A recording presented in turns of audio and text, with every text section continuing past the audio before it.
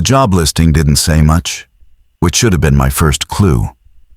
But when you've been out of work for 11 months, you stop reading listings like a careful person and start reading them like a drowning one. Night dispatch relief, it said. Regional call routing facility. No experience required, we'll train. Reliable transportation, clean background, ability to sit for long shifts. Pay was $18 an hour, which doesn't sound like much until you've spent most of a year doing the math on what you can let lapse before someone shuts something off. My name is Daniel Whitmore.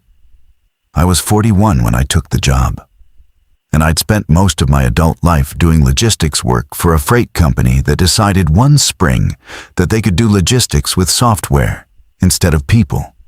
They gave me 8 weeks of severance and a letter that called me a valued member of the team in the same paragraph that ended my employment. I'm not telling you that to make you feel sorry for me. I'm telling you because I want you to understand the exact shape of the desperation I was carrying when I walked into that building. Because I think that desperation is part of how it worked. I think it needed people who couldn't afford to ask too many questions. The facility was about 40 minutes outside the city, off a state route that ran past 2 gas stations and a closed-down farm equipment dealership before it stopped being anything at all. The building itself sat at the end of a service road, low and wide and the color of wet concrete, with a parking lot built for maybe 200 cars and never more than 6 in it.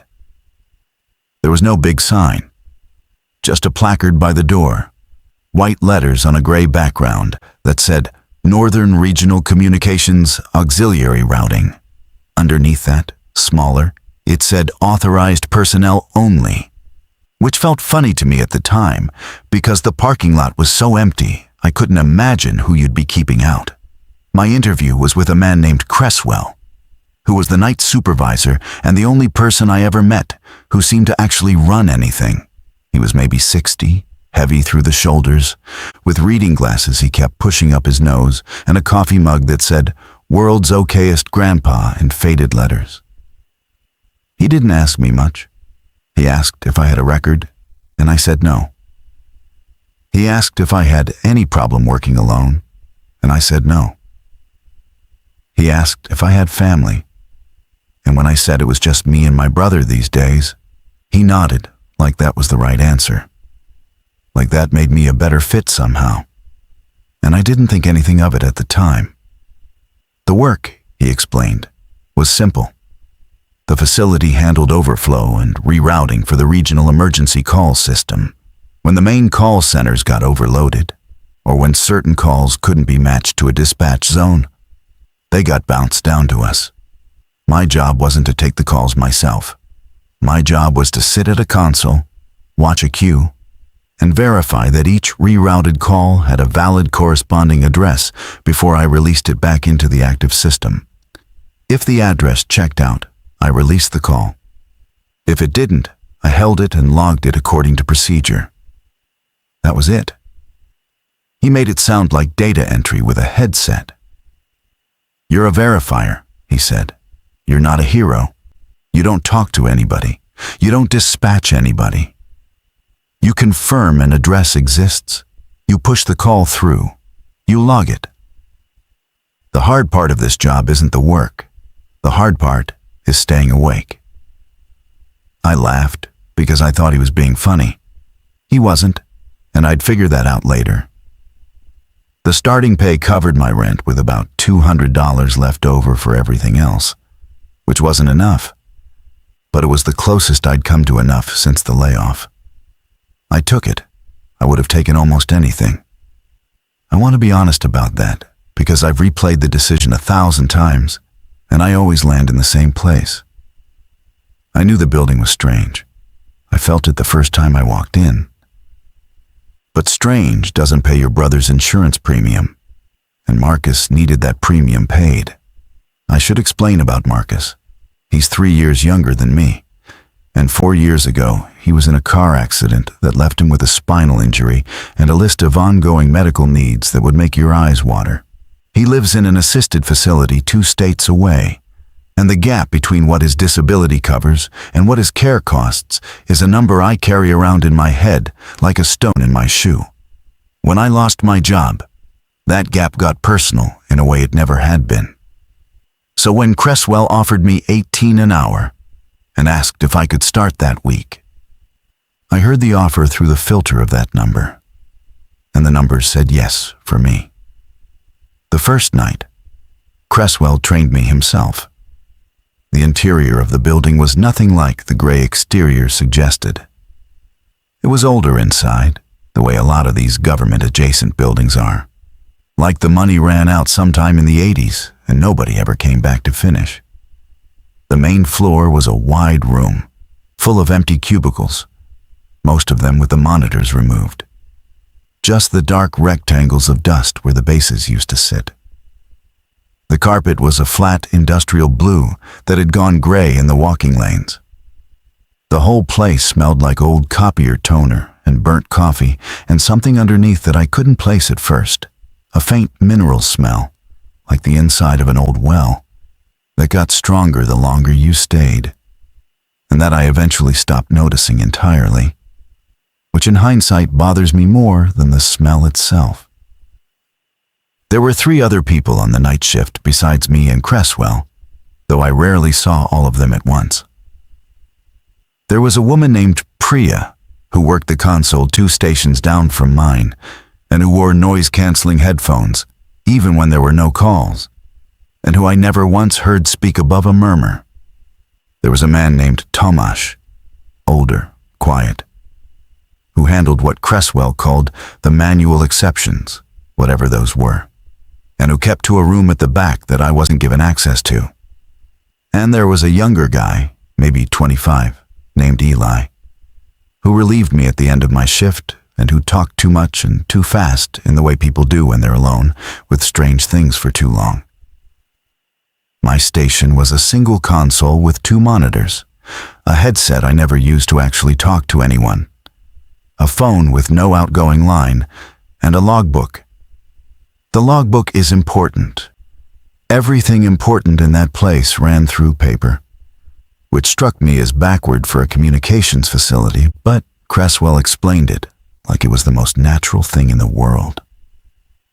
The computer system, he said, was for routing. The logbook was for accountability. Machines forget, he told me. Paper remembers. When something goes wrong, and eventually something always goes wrong, the only thing that protects you is what you wrote down. He showed me the procedure on my first night, and I'll lay it out the way he laid it out for me, because the procedure is the whole story, really. The procedure is where it lived. A call would come into the queue.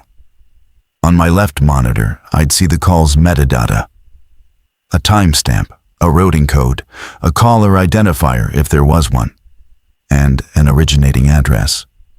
On my right monitor, I had access to the address verification database, which was a clunky old system that let me look up whether a given address was real, whether it was currently occupied, and which dispatch zone it belonged to. My job was to take the originating address from the left screen, look it up on the right screen, and confirm it matched a valid occupied location in the system. If it did, I clicked a green button labeled Release, and the call went back into the active dispatch stream to be handled by a real call center. If the address didn't verify, I clicked a yellow button labeled Hold, and then I logged the call by hand in the logbook with a specific notation Cresswell drilled into me, and then I moved on. What happens to the held calls? I asked. They go to exceptions, he said. Tomasz handles those, not your concern. Your concern is the queue in front of you. There were rules. Of course there were rules. Cresswell had them typed on a laminated card taped to the underside of the shelf above my console, where I'd see them every time I leaned back, but a visitor wouldn't notice them. There were 6 of them, and I'll give them to you the way they were written, because the wording matters. 1. Verify every originating address against the database before any release. No exceptions, no shortcuts, No eyeballing. 2. If an address does not verify, hold the call and log it. Do not release a call you cannot verify, regardless of the call's content. 3. Do not listen to the audio of held calls. Verification is visual only. Your job is the address, not the voice. 4. If the same address appears in the queue more than 3 times in a single shift, stop releasing it, hold all instances, and notify the supervisor immediately. 5. Do not call back any number that appears in the queue. Outgoing contact is not part of your function and is not permitted. 6. At the end of every shift, total your releases and your holds, sign the logbook, and confirm the totals with the incoming relief. Do not leave until the totals are confirmed. I read the card a few times that first night, while Cresswell watched me work. The rules seemed bureaucratic and overcautious, the kind of thing a government contractor writes after a lawsuit, and I treated them that way. Rule 3 was the only one that gave me a moment's pause, because it seemed strange to forbid listening to a call. But Cresswell had an answer ready before I even asked. "You're not trained to handle distress," he said. "You're not a counselor. You're not a dispatcher. If you listen to a call you can't release, you'll want to do something about it, and there's nothing you can do. And then you'll spend the rest of your shift sick over it. The rule protects you. Trust the rule." That sounded reasonable. A lot of it sounded reasonable. That's the thing I keep coming back to. None of it sounded insane. It all sounded like the kind of over-engineered caution you get in any institution that's been sued or audited or embarrassed at some point in its history. And by the time I understood that the rules weren't protecting me from liability, but from something else entirely, I was already deep enough in that I couldn't tell where the reasonable part stopped and the other part began. The first few nights were exactly as boring as Cresswell promised. The queue moved slowly. Most of the calls that came down to us verified without a problem. Ordinary addresses in ordinary towns. And I'd look them up, confirm the match, click release, and watch the call drop off my screen. I got into a rhythm. I learned the database's quirks, the way it lagged if you typed too fast, the way certain rural addresses came up as unincorporated and needed a second lookup against a county overlay. I learned to keep the logbook neat because Cresswell checked it and didn't like crossouts. I learned that the coffee in the break room was undrinkable, and that the vending machine only took exact change, and that the third fluorescent tube from the door some flickered in a pattern that would drive you insane if you let yourself watch it. Eli was the one who started filling in the gaps Cresswell left. He'd come in 15 minutes before his shift, and our overlap meant we had to do the total confirmation together, per Rule 6. And during those 15 minutes, he'd talk. He told me Cresswell had been there longer than anyone, that Tomasz never spoke to anyone except Cresswell, that Priya had transferred in from one of the main call centers after what he called an incident that he didn't elaborate on. He told me the facility had been slated for decommission 3 separate times, and every time the decommission got quietly canceled, which he thought was funny and I thought was odd. "You know what I figured out?" he said one night, leaning on the divider between our stations. "There's no way this place handles enough volume to justify its existence." I counted. On a busy night, we maybe release 60, 70 calls between all of us.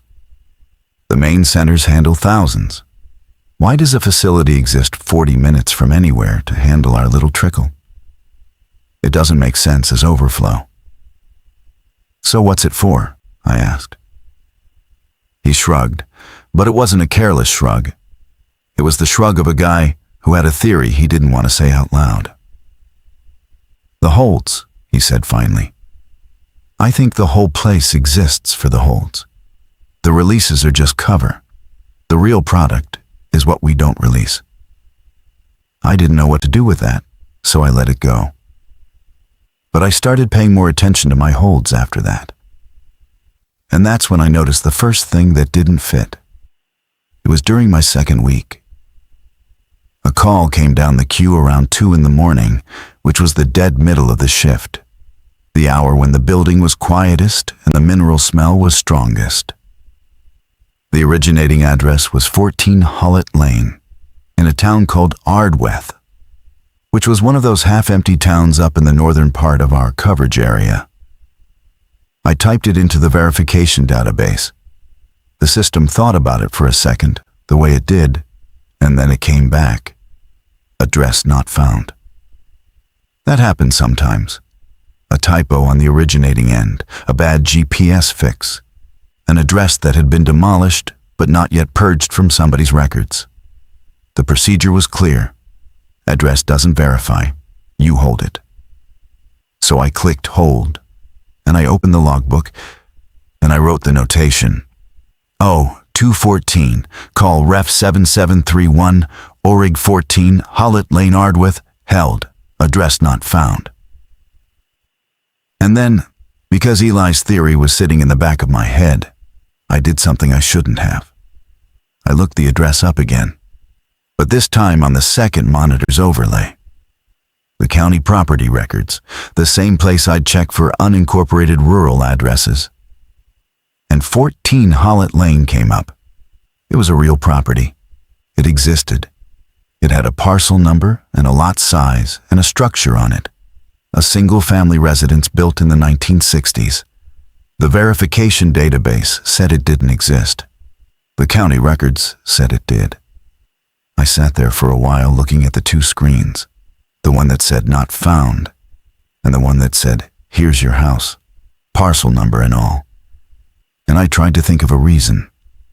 The simplest explanation was that the verification database was out of date, or that the two systems just didn't talk to each other, which is true of a lot of government systems. That's what I told myself. I told myself the verification database was the one that mattered for my job. And it said not found, so I'd held the call correctly, and the discrepancy was somebody else's problem. I closed the county overlay and I moved on to the next call. But the address stayed with me. 14 Hollet Lane. Something about a call coming from a house that one system swore didn't exist and another system had on the books with a parcel number. I told myself I'd let it go. And I mostly did, except that 2 nights later the same address came down the queue again. 231 this time. Same call reference structure, different number. Same originating address. 14 Hollet Lane, Ardweth. I ran the verification. Not found. I held it and logged it, and then, even though I knew I shouldn't, I ran the county overlay again. And there it was again. Real house, real parcel. I sat back, and the chair creaked, and the third fluorescent tube flickered its idiot rhythm. And I thought, that's 2. Rule 4 said if an address appeared more than 3 times in a single shift, I had to escalate. But this was across 2 different shifts, 2 different nights, so the rule technically didn't apply. And I noticed myself being relieved that it didn't apply, because escalating meant talking to Cresswell. And talking to Cresswell about why I'd run an unauthorized county lookup felt like a bad idea. That's a small thing, that relief, but I want to flag it, because it's the first time I caught myself bending toward the building's logic instead of my own. The reasonable part of me wanted to know why a non-existent house was calling for help twice in 3 nights. The employed part of me wanted to not make waves. The employed part won. It would keep winning for a long time. I asked Eli about it, carefully, during our overlap. I didn't tell him I'd run the county lookup. I just asked if he ever got repeat addresses, the same place coming down the queue over and over. He went still in a way I hadn't seen from him before. He was usually all motion, jiggling his leg, spinning a pen. But he went still, and he looked at the card under the shelf, the laminated rules. And he said, "Rule 4. You hit Rule 4? "No," I said. "Just twice, different nights." "Then you're fine," he said. And the relief in his voice was as plain as the relief I'd felt myself. "Don't go hunting for the third one. Seriously. If a repeat address is going to hit 4, let it hit 4 on its own. Don't go looking. And don't run the county records on them." I felt my stomach drop a little, because I hadn't told him I'd run the county records. Why would I run the county records? He looked at me then, really looked. And for a second the talkative kid was gone, and there was somebody older and more tired underneath. "Because everyone does," he said. "Everyone runs it once. The verification database says the address isn't real, and you can't help yourself. You go check somewhere else, and the somewhere else says it is real. And then you've got a little splinter in your head you can't get out. I'm telling you, leave the splinter alone. The verification database is the only system that counts. If it says not found, the address is not found. That's the whole job. The second you start believing the county records over the verification database, you're going to start asking what the verification database actually does. And that's a bad road." "What does it do?" I asked. He picked his pen back up and started spinning it, and the kid came back over his face like a shade pulled down. "It verifies addresses," he said. "Same as it says. Let's do the totals. I want to get home before my roommate's alarm goes off." We did the totals. They matched. I signed the logbook. And I drove home as the sky was going gray, and I lay in bed not sleeping. And I thought about the verification database, and about a house in Ardwith that 2 systems disagreed about, and about the way Eli had said that's a bad road. And I want to be clear that I knew, even then, that something was wrong with the place. I'm not going to pretend I was an innocent who got blindsided. I knew. I just decided that whatever was wrong was above my pay grade and behind a door I didn't have access to. And that my job was the queue in front of me. And that the queue paid for Marcus's care. I made that trade with myself consciously. I want that on the record. The routine reabsorbed me, the way routine does. Most nights, nothing strange happened at all. Most nights, I released 40 or 50 ordinary calls from ordinary houses and held a handful that didn't verify for ordinary reasons. Typos and demolitions and bad fixes. And I logged them all and signed the book and went home. The strangeness, when it came in small doses, spaced far enough apart that each one could be filed away as a fluke before the next one arrived. I think that spacing was deliberate, or if not deliberate, then somehow native to how the thing worked. It never gave you 2 strange things close enough together to force you to see the pattern. It gave you one, and then a week of normal, and then one more. And by the time you'd collected enough of them to lay side by side, you were already in too deep to do anything but keep collecting. The next one came about 3 weeks in.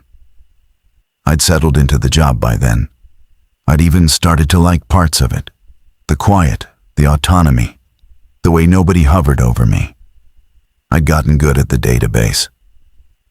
And one night around 1 in the morning, a call came down with an originating address I recognized.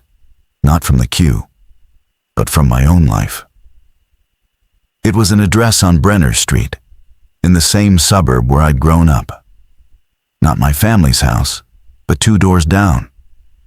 A place that had belonged to an old couple named the Halversons when I was a kid. I hadn't thought about the Halversons in 20 years. Seeing their address come down the queue at 1 in the morning was like hearing a name in a crowd that you haven't heard since childhood. I ran the verification, half on autopilot, and the system came back, not found. That stopped me, because I knew that house was real. I'd grown up 2 doors from it. I'd cut through the Halversons' yard 100 times. The house existed, or it had 30 years ago. And houses don't usually just vanish. I ran the county overlay before I could stop myself, breaking my own resolution and Eli's warning in the same motion. And the county records came up. Real property, real parcel, single-family residence, current owner listed under a name I didn't recognize. So the house was still there. Somebody lived in it now. But the verification database, the one system that counted, said it didn't exist. I held the call. I logged it. 109, call ref, org address Brenner Street, held, address not found. And then I sat there with my hands flat on the desk and I made a decision I'm not proud of, which was that I broke Rule 3. I'd held the call, which meant the audio was sitting in the system, flagged for exceptions, waiting for Tomasz or whoever to do whatever they did with held calls. Rule 3 said verification was visual only, that I was never to listen to the audio of a held call. But I knew that house, and the not found result had gotten under my skin in a way the Ardweth address never quite had, because Ardweth was a stranger's house, and this was a house from my own childhood. And I wanted, in some stupid, stubborn way, to hear who was calling for help from a place that wasn't supposed to be there. The audio was accessible through a submenu I'd seen during training but never opened. I found the held call by its reference number. There was a small play icon. I looked over at Priya's station, but she had her headphones on and her back to me, and Tomasz's room was dark, and Cresswell did his rounds at the top of the hour, so I had maybe 40 minutes. I plugged my headset in. My hand was not steady. I told myself it was just a recording, just a voice, that listening to one held call wasn't going to hurt anyone, that I'd listen for 10 seconds and then stop and never do it again. I pressed play. There was static first, the thin electronic hiss of a connection that wasn't quite clean. And then there was a voice, a woman's voice, older. And she was speaking very calmly, more calmly than anyone calling for emergency help should sound. And she said, "I think you already have my address. I gave it to the last one. 14 years now, and you still make me say it every time." And then there was a pause. And the woman said the address on Brenner Street, the Halversons' old house, slow and clear, like she was reading it off a card she'd read 1,000 times. And then she said, "He's here again. The man who comes to the door? He's standing in the yard right now. He doesn't knock anymore. He just waits for me to look. Please send someone.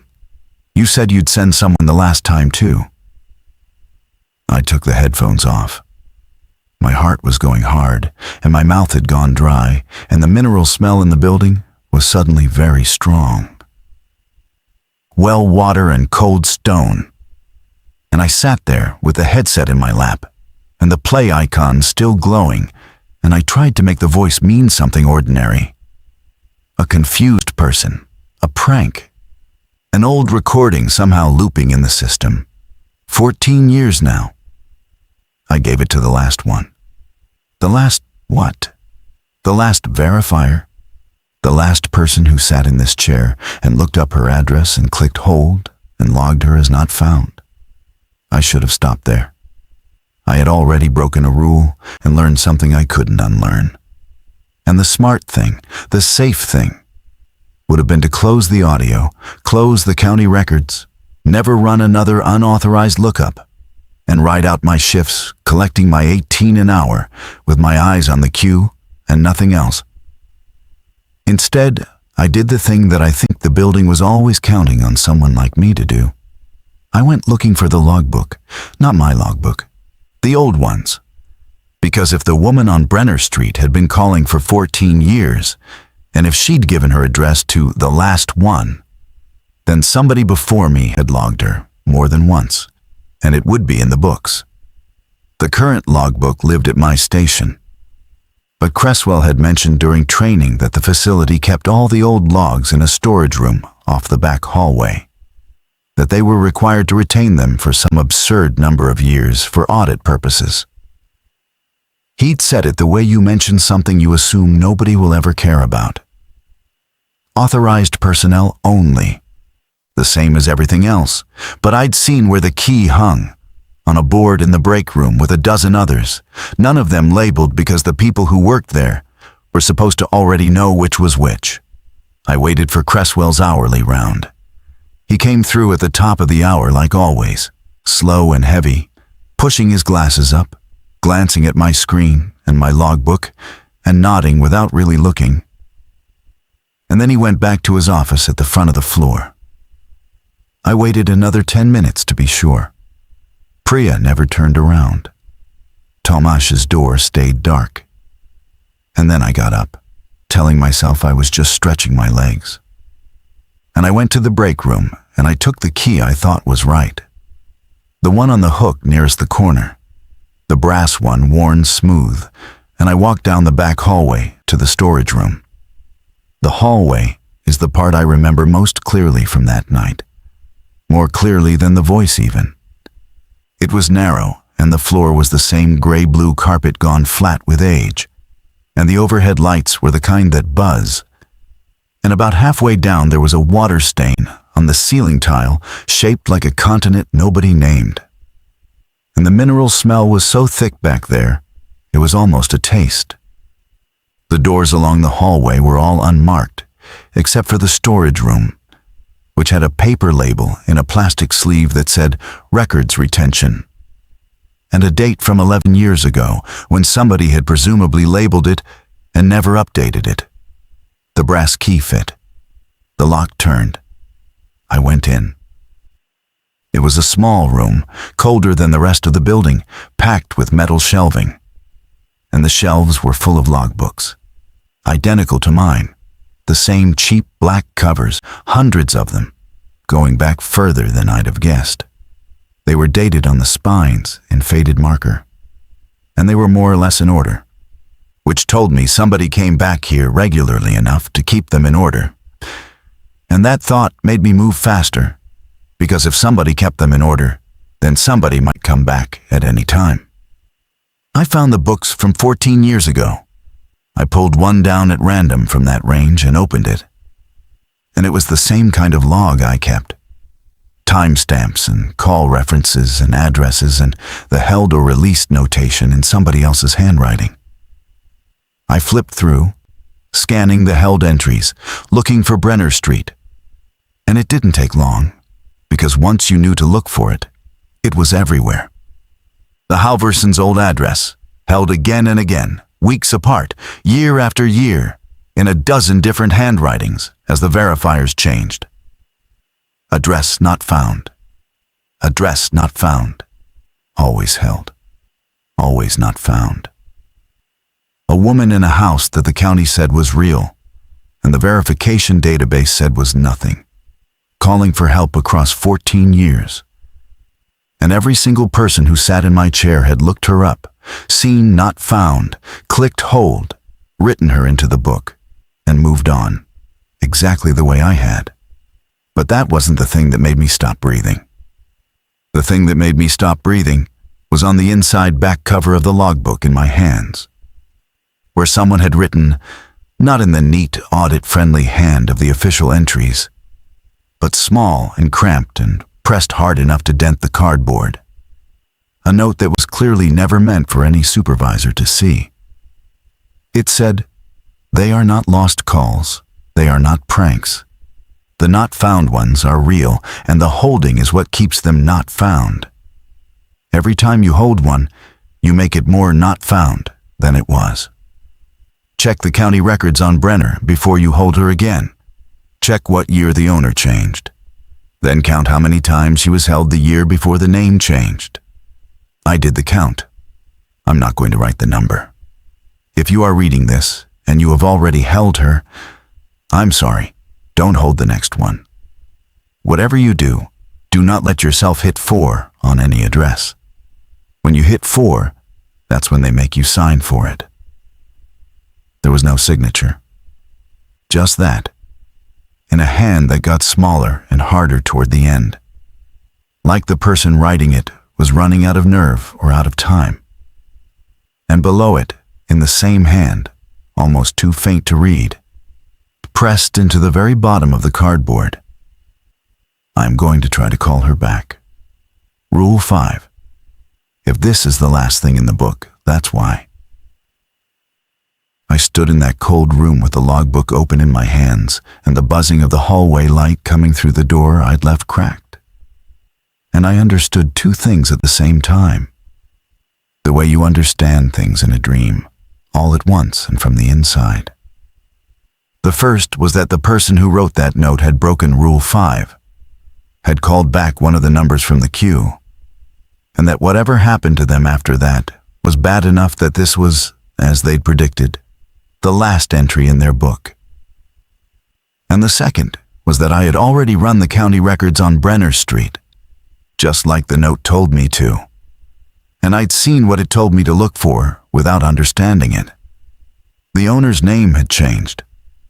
Some year, 14 years back or so, the Halversons' old house had passed to an owner whose name I didn't recognize. And the woman on the recording had said 14 years now. And she'd said I gave it to the last one. And she'd said you said you'd send someone the last time, too. I heard the storage room is required to be checked at certain hours. I'd learn that later. But I didn't know it then. And I didn't hear Cresswell's footsteps until they were already in the hallway, slow and heavy and unhurried, coming toward the cracked door. And I had just enough time to slide the logbook back onto the shelf in roughly the place I'd found it, and turn around before the door pushed open and the light from the hall fell across the cold floor. And Cresswell stood there in the doorway with his okayest grandpa mug in one hand, looking at me with an expression that wasn't angry at all, which was somehow worse than angry, an expression that was almost gentle, almost sorry. And he said, "Daniel, you ran the county records, didn't you?" And it wasn't a question. And before I could answer, he said the thing that I have not been able to stop hearing since. He said, "Which address? Just tell me which address you listened to. I need to know whose name to expect." I told him I hadn't listened to anything. It was a stupid lie, and we both knew it. Because the headset was still warm, and the submenu was still open on my screen down the hall, and there was nothing I could possibly have been doing in a records room at 3 in the morning except exactly what I'd done.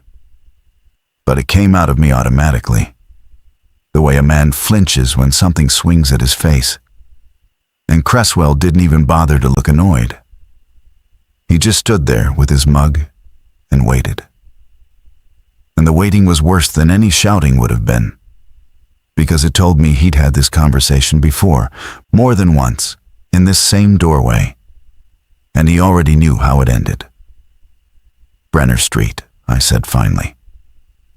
I don't know why I told him the truth then, when I just lied a second before. Maybe because lying to a man who already knows is exhausting. And I was so tired. An old couple's house from when I was a kid, the Halversons. It came down the queue and I listened to it. A woman. She said she'd been calling for 14 years. He closed his eyes for a second when I said the address. Just a slow blink. The way you do when you get bad news you were already half expecting. And then he opened them and he said, Okay, Daniel. Come up front. We're going to have some coffee and I'm going to explain a few things, and then you're going to make a decision. And I need you to make it with a clear head and not a scared one, because scared people make the wrong choice here, and they make it fast. I want to tell you I refused. I want to tell you I walked out of that building right then and called somebody, the police, a reporter, anybody. But it was 3 in the morning, and I was 41 and broke, and I had a brother in a bed, 2 states away, whose care I was paying for with this exact job. And a man who'd just caught me breaking 3 different rules was offering me coffee and a conversation instead of firing me on the spot. So I followed him up front. That's the kind of decision the whole thing was built out of. Small, reasonable, cowardly. Follow the man to the coffee. His office wasn't much.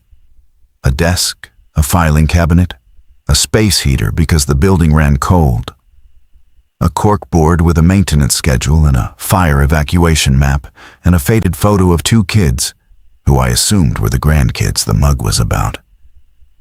He poured me a cup from a pot that had clearly been sitting on the burner for hours, and it tasted like it, scorched and bitter. And I drank it anyway because my hands needed something to do. He sat down across from me and he didn't say anything for a while. He looked older than he had at the interview. The light up front was no kinder than the light anywhere else in that place, and it found every line in his face. "How much of the note did you read?" he said. So he knew about the note too. Of course he did. He probably knew which logbook, which year, which shelf. "Most of it," I said. "The part about the holding, about how holding them makes them more not found, about not hitting 4. He nodded slowly. "Garrett wrote that one," he said. "He's the one you'd have read. He was here before Eli's predecessor, so going back, 9, 10 years? He was a smart kid, smarter than this job needs. That was his problem. Smart people can't leave a contradiction alone. They have to resolve it. And there are some contradictions in this world that don't want resolving. They want feeding." "What happened to him?" I asked, though I think I already knew the shape of the answer. "He broke Rule 5, Cresswell said. "Same as the note told you he was going to. He called one of them back. A held number? He thought, the way smart people think, that the system was the problem, and that if he could just connect a caller to actual help, just once, just reach past the holding and get a real dispatcher on the line, he'd prove the whole thing was a malfunction and he'd save somebody." He turned his mug a quarter turn on the desk, lining the handle up with something only he could see. "It doesn't work like that. The held calls aren't waiting for help. They stopped being calls for help a long time ago. They're more like a debt that keeps accruing interest. When Garrett called back, he didn't connect a victim to a dispatcher. He told the debt where to find him." I didn't say anything. The space heater ticked. Somewhere down the floor I could hear the faint electronic chime of a call dropping into a queue, mine probably, unattended, building up while I sat here. "He's not dead," Cresswell said, and he said it carefully, watching my face. I want to be clear about that, because the not dead part is the part that matters. He's in the system now. His address comes down the queue sometimes. An apartment he had over on the east side that the verification database says doesn't exist, even though it does, even though somebody else lives there now and has no idea. Every so often, a verifier looks it up, sees not found, holds it, logs it, moves on. The way you held Brenner Street tonight. The way you've already done it twice for that house up in Ardwith. I felt cold all the way through. Colder than the room could account for. "What do you mean, twice?" "I held Ardwith twice, and that's it. That's 2. Rule 4 is more than 3. Rule 4 is about a single shift," Cresswell said gently. "But the system doesn't only count by shift, Daniel. That's the part they don't put on the card. The card is what protects you from the easy version. The shift count is a courtesy. The real count is cumulative, and it's per verifier, and it doesn't reset when you go home. You've held Ardwith twice. You've held Brenner once. And listening to the audio counts. Listening is a kind of holding. You heard her. You took her in. That's 3 on Brenner in a way, because the system counts the attention, not just the click." "That doesn't make any sense," I said. and my voice came out higher than I wanted it to. "None of it makes sense," he said, not unkindly. "I've been here longer than anyone, and I can tell you how it behaves, but I can't tell you what it is. Nobody can. People who came before me tried. There's a binder somewhere, theories, half of it written by people who broke down before they finished. The honest answer is that this building sits on top of something, or next to something, or maybe the building is the something, I don't know. And that thing turns lost people into addresses, people who fall out of the world, people nobody's coming for. The kind of person who, when they go missing, generates a missing persons report that gets a case number and then nothing. Because there's no family pushing, no money, no leverage. The world has a category for people like that. The world calls them unaccounted for. This place is where unaccounted for goes to be processed. "Processed into what?" I said. "Into not having happened," he said. "That's the product, Daniel. That's what Eli's kid brain almost figured out. We don't release these calls because releasing them would put them back into the record, into the world, into the count of things that are real and have to be answered for. We hold them, and every hold pushes them a little further out of the record, a little further into not found, until eventually they're so far out that nobody could ever prove they existed at all. The woman on Brenner. 14 years of holds. She's almost all the way gone now. A few more and she won't even reach the queue anymore. She'll just be a parcel number with a stranger living on top of it, and no one will ever know her name. I thought about her voice. "He's here again. The man who comes to the door. You said you'd send someone the last time too." "Who's the man?" I said. "At her door. She kept talking about a man in the yard who doesn't knock anymore." Cresswell was quiet for a long moment. "I don't know," he said. "Nobody knows. He's in a lot of the calls. Different houses, different people, same man at the door, or at the window, or at the foot of the bed, standing, waiting for them to look. The ones who've been held the longest, that's most of what they talk about by the end. Not the original emergency. Just him. I think he's what the holding does.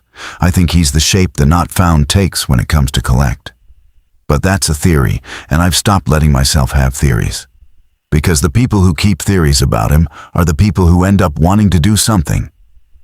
And the people who do something end up in the queue." He let that sit. Then he leaned forward, and his voice changed, got practical. Got into the register of a man explaining a benefits package. "So, here's your decision. You've got 3 on Brenner, more or less, because of the listening. 1 more contact, 1 more lookup, 1 more anything. And you hit 4. And at 4, they make you sign for it. I'll explain what signing is when we get there, if we get there. And I'm telling you, we don't want to get there. The way you don't get there is simple. You never touch Brenner Street again. It comes down the queue. You don't even look at the address. You let it sit. You let it time out. And somebody else's count takes it. You go back to verifying ordinary calls. You forget the audio. You forget Garrett's note. You collect your pay. And in exchange, the system leaves you alone, and your brother stays covered." There it was. He'd put Marcus on the table without ever raising his voice. I don't think it was a threat exactly. I think it was just true. The pay was real, the coverage was real, the gap I'd been losing sleep over for a year was real. And all of it ran through this chair in this building. And the building was telling me, through this tired old man with his grandkids on the corkboard, that I could keep all of it as long as I agreed not to see what I'd already seen. I said okay. Of course I said okay. I drank the rest of the scorched coffee, and I said okay. And I went back to my station, and I finished the shift. And when Eli came in, I did the totals with him, and they matched. and I signed the book with a hand that wasn't quite steady. And I noticed I'd written the wrong date and had to scratch it out, which Cresswell hates, cross-outs. And I remember thinking that of all the things to worry about right then, I was worried about a cross-out in a logbook. And that's how I knew the building already had me. I was thinking in its terms. I was managing my paperwork in a place that turned people into paperwork. For about 2 weeks, I kept the deal. I want to be honest that I kept it not out of strength, but out of fear, which is a different and lesser thing. Brenner Street came down the queue twice in those 2 weeks, and both times I did exactly what Cresswell said. I saw the address load on the left monitor, and I looked away, physically turned my head, and I worked another call, and I let her time out, and I felt the timeout happen like a small door closing somewhere, and I told myself somebody else's count had taken her, and that wasn't my problem. I got good at not looking. I got disturbingly good at it. The not looking became its own routine, and I think that's the most honest and ugly thing I can tell you about that period, that I learned to hear a woman ask for help and turn my head and feel relief when the asking stopped. What broke the deal wasn't courage. I want to be clear about that too. It was Eli. He stopped showing up. One morning, he just wasn't there for the overlap, and his station stayed dark. And when I asked Cresswell, he said Eli had given notice, that the kid had finally hit his limit and quit, which happens, which the job does to people, and that they had a replacement coming. He said it smoothly, the way he said everything, and I almost believed him, except that Eli and I had done the totals together 2 nights before, and Eli had said nothing about quitting. And Eli was the kind of person who couldn't keep his mouth shut about anything.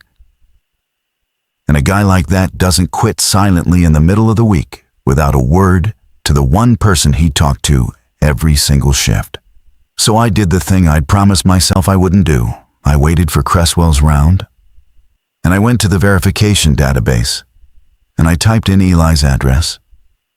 I knew it because he'd mentioned it a dozen times, complaining about his roommate. An apartment number on a street near the old textile mills. I typed it in, and I hit enter. And the system thought about it the way it always did, that little hang. And then it came back. Address not found. I sat there and looked at it for a long time. Then I ran the county overlay, even though I knew, even though the not found told me everything. The county had it. Real unit in a real building. Current occupant, a name that wasn't Eli's. Somebody who, according to the lease records, had supposedly lived there for 3 years, which was a lie, which was impossible, because Eli had been complaining about that exact apartment for the entire time I'd known him. The record had already started rewriting itself around his absence. 3 years, a stranger, as though Eli had never set foot there, as though he'd never existed at all. And the not found was just the system catching up to a truth it had already decided on. I understood then, sitting there at 4 a.m, with the mineral smell thick in my throat, that Eli hadn't quit. Eli had hit 4. Somewhere in all his counting, all his theorizing, all his can't leave a contradiction alone, curiosity. He'd touched some address 1 too many times, and they'd made him sign for it. And now he was a held call waiting to come down somebody's queue. And the worst part, the part that I have to live with, is that I'd helped. Every time I'd asked Eli a question, every time I'd let him fill in a gap, I'd been pointing him further down the road Garrett warned about. I'd used him as my own personal county overlay, a way to check the things I was too scared to check myself. And his curiosity had cost him exactly what curiosity costs in that place. I should have run. That was the moment to run, if there was ever going to be one. Instead, I went to Cresswell's office, and I'm not proud of why, because it wasn't to confront him. It was to make sure I was still safe. That's the truth. I went to confirm that whatever had happened to Eli wasn't going to happen to me, that my deal was still good, that my count was still where Cresswell said it was. I went to protect myself. A man I'd talked to every night for weeks was being erased out of the world, and my first instinct was to check that my own number was still low. Cresswell was at his desk doing the overnight reconciliation. The stack of held call exception forms that Tomasz generated and that Cresswell signed off on. And when I came in, he didn't look surprised. And that lack of surprise told me he'd known I'd run Eli's address the moment I did it, the way he knew everything. "Sit down," he said. "You said he quit." "I said the word that lets people keep working," Cresswell said. "If I tell you the truth every time, you can't function. Nobody can. The job requires a certain amount of agreed-upon fiction. You know that. You've been telling yourself fictions for 2 weeks. You're good at it." He set down his pen. "Eli reached 4. He'd been at 3 for a while, longer than you. And he kept poking at the Ardweth house, the same one that snagged you. Because he had a theory it was a test case, a fresh one he could watch from the beginning. He looked it up one too many times. That's all 4 is, Daniel. It's not dramatic. It's just one lookup past a line you can't see. You let him." "I warned him the same way I warned you," he said. And for the first time there was an edge under the tiredness, not anger at me exactly, more like the worn-down frustration of a man who has watched the same thing happen too many times to too many people. "I warn everyone. I have warned more people than you will ever meet. And it does not matter. Because the kind of person who takes this job is the kind of person the world already stopped accounting for, broke, alone, no leverage. And that kind of person can't help wanting to know if the world ever accounted for anyone. And the wanting to know is the hook. The building doesn't recruit us by accident. It recruits us because we're already halfway into the category. We're already almost not found. That's why your brother came up in your interview. I needed to know if you had an anchor. People with an anchor last longer. People with somebody pushing for them are harder to process. Eli had nobody. You have Marcus. That's the only reason you're sitting in that chair, and he's coming down a queue somewhere." I felt sick. The space heater ticked.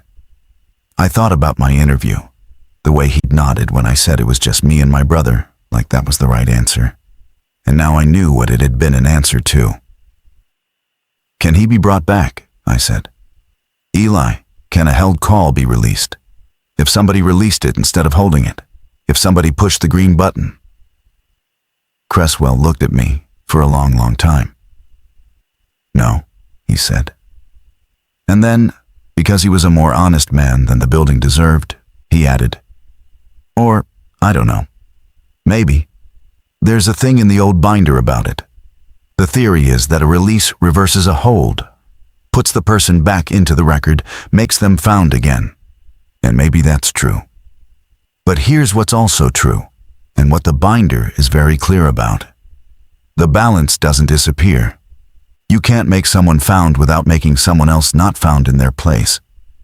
The count has to stay even. The building doesn't forgive a debt. It transfers it. So if you released Eli, somebody would have to take his place in the queue. And the system would pick whoever was nearest, whoever had the lowest anchor, whoever was easiest to process. And do you know who that would be, Daniel?" I did know. I knew before he said it. "It would be you," he said. "Or it would be me. But I've been doing this long enough to keep my own count managed, so realistically it would be you, because you've got 3 on Brenner already, and you're the nearest unbalanced account in the building. You release Eli, you take his place. That's the choice. That's the whole machine. It never destroys anything. It just moves the weight around and makes sure the people moving it are too scared and too broke to stop." I went home that morning and I didn't sleep. I sat at my kitchen table with the unpaid second notice from the gas company in front of me and Marcus's last care invoice next to it. And I did the math I always did. And the math said the same thing it always said, which was that I needed this job. That there was no version of my life right now that didn't run through that building. And on top of the math, there was Eli, who had filled 15 minutes of every shift with too much talk and bad theories, and who had been a person, an actual person, with a roommate and a complaint about that roommate, and a habit of spinning a cheap pen, and who was now an address that came back not found with a stranger's 3-year lease written over the top of him like he'd never breathed. I made a list that morning, which is a thing I do when I'm trying to think, and I want to tell you what was on it, because it's the most honest record of who I was at that point. The list had 2 columns. One was do nothing, the other was do something. Under do nothing I wrote, keep job, keep coverage, Marcus safe, stay alive, count stays low. Under do something I wrote, maybe save Eli, maybe expose it. And then under that, in smaller letters, because I was being honest with myself for once. Lose job, lose coverage, become the held call. Nobody believes me. No proof. Marcus loses care. The do something column was a list of things that all ended with me erased and my brother uncovered. The do nothing column was a list of things that all ended with a man I'd known coming down a queue forever while I turned my head and felt relief. I chose do nothing. I want that on the record too. I chose it clear-eyed, at a kitchen table, with both columns in front of me. I'm not going to dress it up. I went back to work the next night, and I kept my count low. And I let Eli be not found. And I did it for money, and for my brother, and for my own skin, in roughly that order. And I'd be lying if I pretended the order was different. The replacement came that week, a man named Dell. Late 30s, recently divorced, recently fired from something he didn't want to talk about. Exactly the profile, broke and alone, and almost already not found. The way we all were. Cresswell trained him the same way he'd trained me. The laminated card, the 6 rules, the bit about machines forget and paper remembers. And I watched him do it, and I felt like I was watching a man bait a trap he'd baited 100 times. And I said nothing. Dell asked me, during our first overlap, the same question I'd asked Eli, whether I ever got repeat addresses. And I heard myself give him almost word for word the answer Eli had given me. Don't go hunting. Let it hit 4 on its own. Don't run the county records. The verification database is the only system that counts. I watched the splinter go into him the same way it had gone into me. And I did it on purpose, because a verifier with a low count is a verifier whose place I won't be taking. And the more I taught Dell to be careful, the safer I was. I was passing the warning down the line the way it had been passed to me, and I understood for the first time that the warning was part of the machine too. The warning is what keeps the chair filled. It feels like kindness, and it functions like a leash. I lasted, after that, a long time. Longer than Eli, longer than Garrett, longer than most. Months turned into more than a year.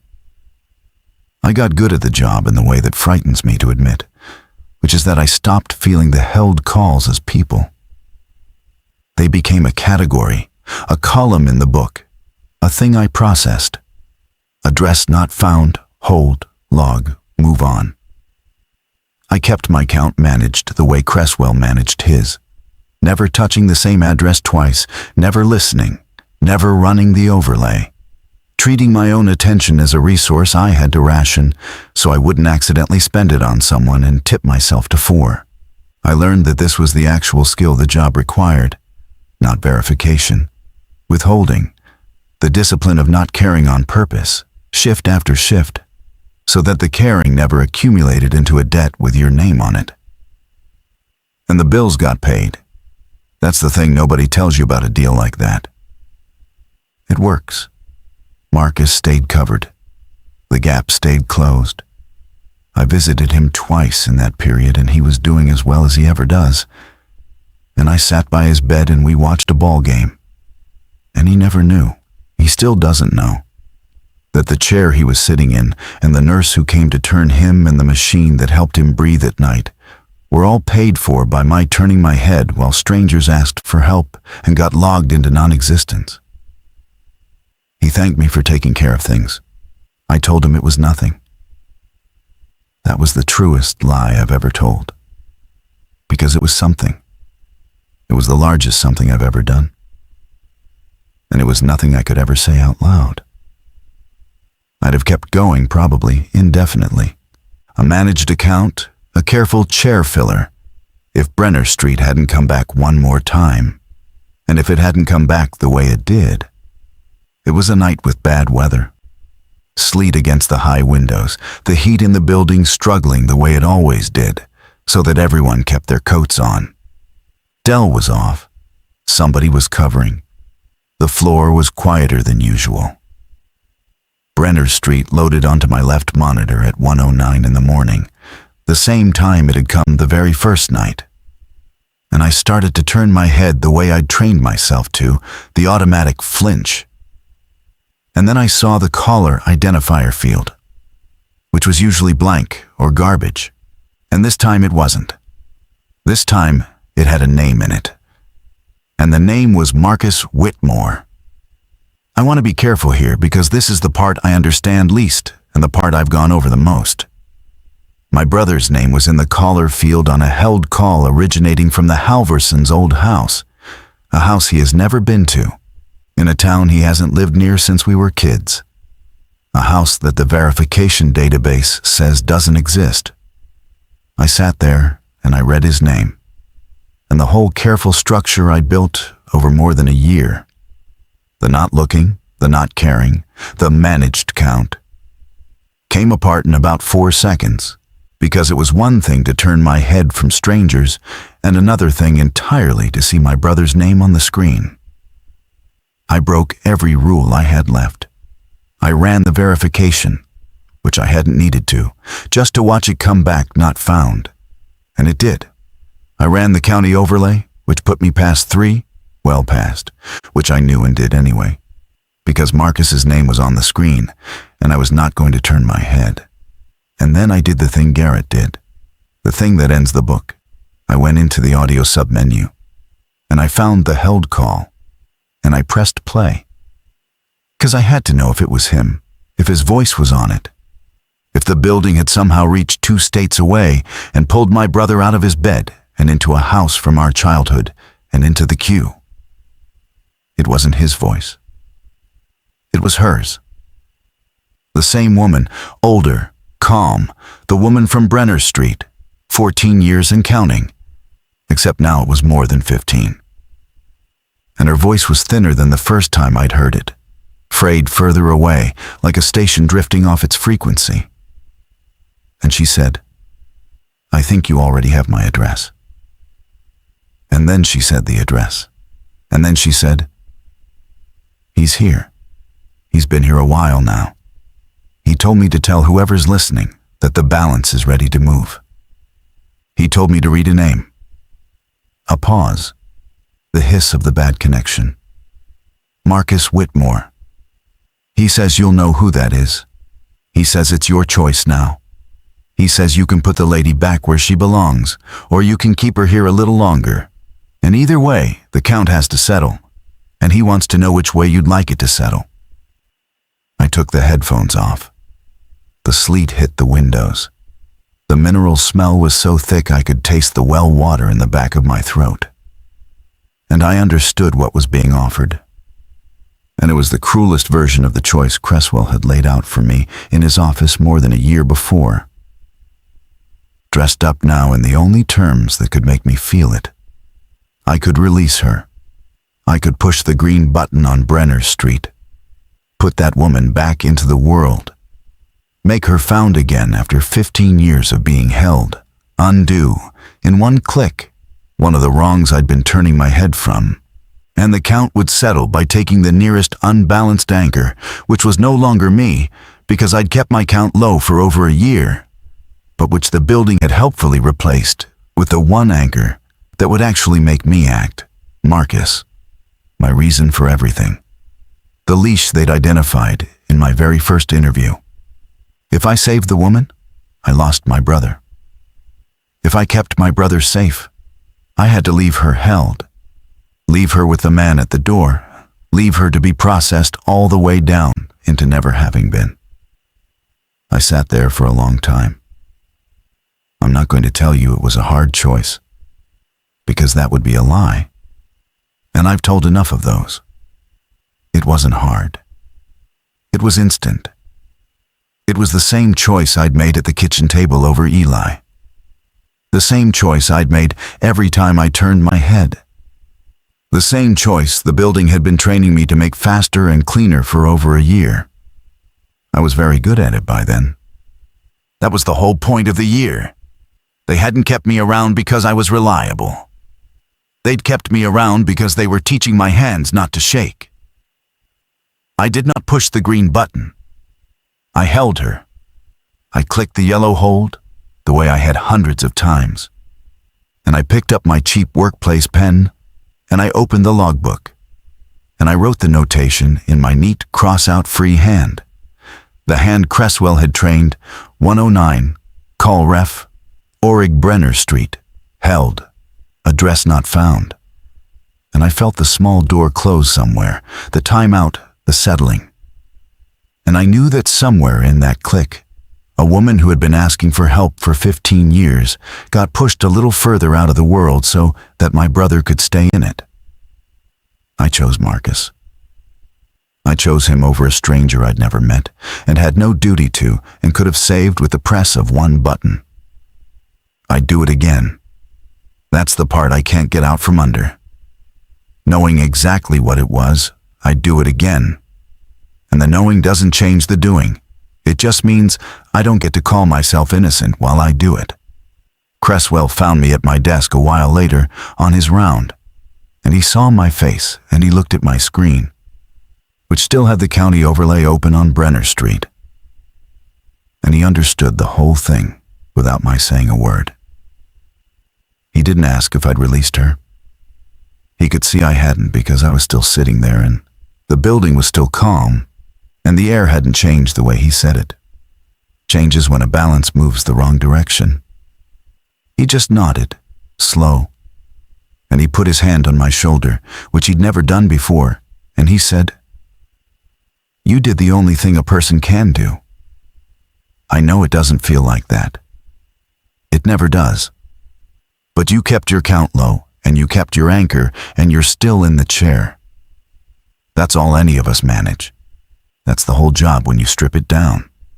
Staying in the chair." Then he said the thing that told me what I'd actually become. He said, "I'm going to be retiring soon, Daniel. I've been here longer than the building's supposed to let anyone be.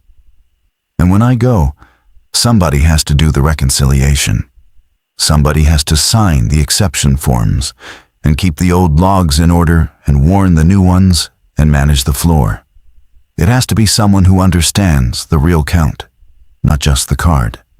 Someone who's already proven he can make the choice and stay standing." He squeezed my shoulder once, the okayest grandpa squeeze, and he took his hand back. "Think about it.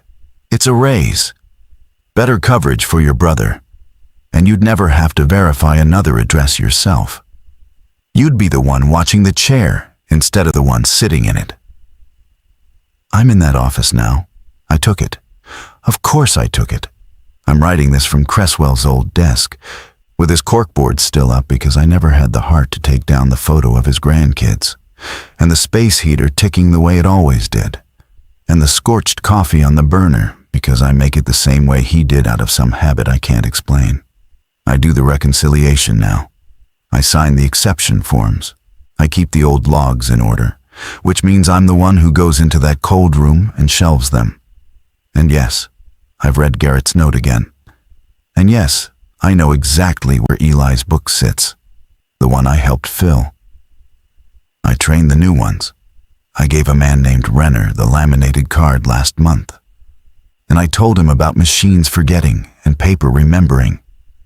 And I watched the splinter go in, and I felt nothing, which is the most frightening thing I can report about myself. That I felt nothing at all. Marcus is still covered. Better than before. The new coverage is very good. He's comfortable. He thanks me when I visit, and I tell him it's nothing, and we've established by now what that word means when I say it. I keep my own count at 0. I never touch an address. I don't have to anymore. That's the privilege of the chair I'm in now, that other people's hands do the holding and my hands just sign off on it afterward. One step removed, clean, the way Cresswell's were. I used to think that made him a coward, and now I understand it just made him good at surviving. Which in that building is the only thing there is to be good at. And the line between the two is a line I stopped being able to see a long time ago. Brenner Street still comes down the queue. Less often now, thinner each time. She's almost all the way gone. A few more holds and she won't reach us at all. And there'll be a parcel number and a stranger's lease. And no woman. No name. No 15 years of asking. Nothing. I could still release her. The green button still works. I've sat at the verifier station after hours, alone, with her call loaded, my hand over the button, more times than I'll admit. But the count would have to settle, and it would settle on the nearest unbalanced anchor. And I've made very sure I'm not it. And I'm not going to make Marcus it again. And there's always someone newer and lonelier and more not found than me sitting in that chair down the floor. And so I don't push it. I close the call. I turn my head. I go back to my office and I sign my forms. There's one thing I haven't been able to manage, though, and it's the reason I'm writing any of this down at all. Even knowing no one can do anything with it, even knowing there's no proof and never will be, because proof is the one thing this building specializes in unmaking. 2 nights ago, I was doing the reconciliation, going through Renner's holds for the shift, the ordinary stack. And there was an address in it I didn't recognize at first, the way you don't recognize your own street name out of context for half a second. And then I did recognize it. It was mine, my apartment, the place I drive home to, held by Renner, who doesn't know me well enough yet to know my address, who just ran it the way he runs all of them and got not found, and clicked yellow and logged it and moved on, exactly the way he was trained, exactly the way I trained him. I ran the county overlay on it myself, here at this desk, with my hands that don't shake anymore. It came up. Real unit, real building, current occupant listed under a name I didn't recognize, with a lease going back 3 years that I know for a fact is a lie, because I've lived there alone for longer than that. The record's already started rewriting itself around me. And I've checked my count. I've checked it 4 times. And on paper it's still 0, still managed, still clean. But somebody held my address 2 nights ago. And tonight, in the queue down the floor, it's there again.